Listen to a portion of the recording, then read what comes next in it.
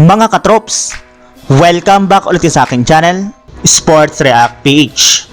At ngayon nga ay pag-uusapan natin ang balitang makakapag-focus na nga na pang Miami Heat sa kanilang kampanya ngayong season. Pag-uusapan na rin nga natin dito sa ating panibagong video, ang nabuong bagong super team ngayong season ng Los Angeles Lakers.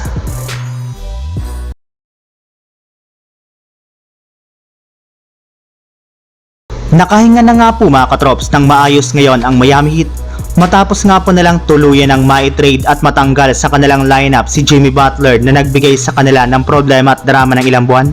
Kaya mas makakapag-focus na nga po sila sa kanilang kampanya ngayong season na makakuha ng kampiyonato.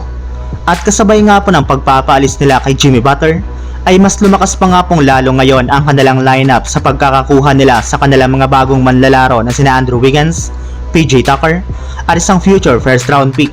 Kaya as of now nga po mga katrops ay magkakaroon na nga po ang Miami Heat ng kanilang pinakabagong starting 5 na kinabibilangan na Tyler Hero, Terry Rozier, Andrew Wiggins, Bam Adebayo at si Kelly Oubre. Sasamahan na rin naman nga po sila sa kanilang lineup ng kanilang mga bench players na sina Nikola Jovic, Duncan Robinson, Kevin Love, Jaime Jaquez Jr., Haywood Highsmith at si Pelle Larsson.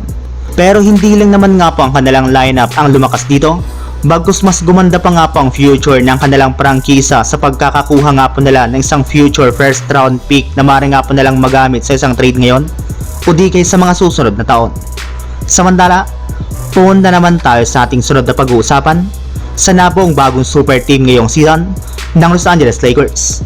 Since nga po mga katrops maganda ang performance ni Mark Williams sa Charlotte Hornets ngayong season, ay inaasahan nga po na magiging parte ito ng bagong starting 5 ng Los Angeles Lakers kasama sina Luka Doncic, LeBron James, Austin Reeves at si Rui Hachimura.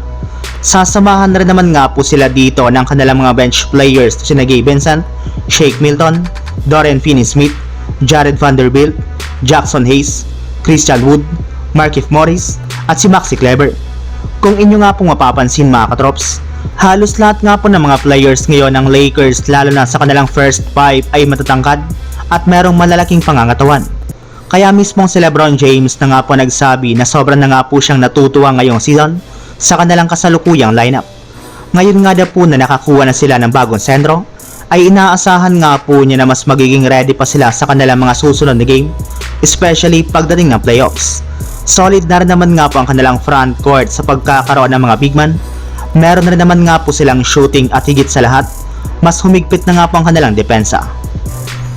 So yun lang mga katrops, ang handog kong story ngayong araw. Sana nag-enjoy kayo, please like and subscribe my YouTube channel, Sports React PH para sa iba pang story at update patungkol sa NBA. Kita-kits muli sa ating susunod na video.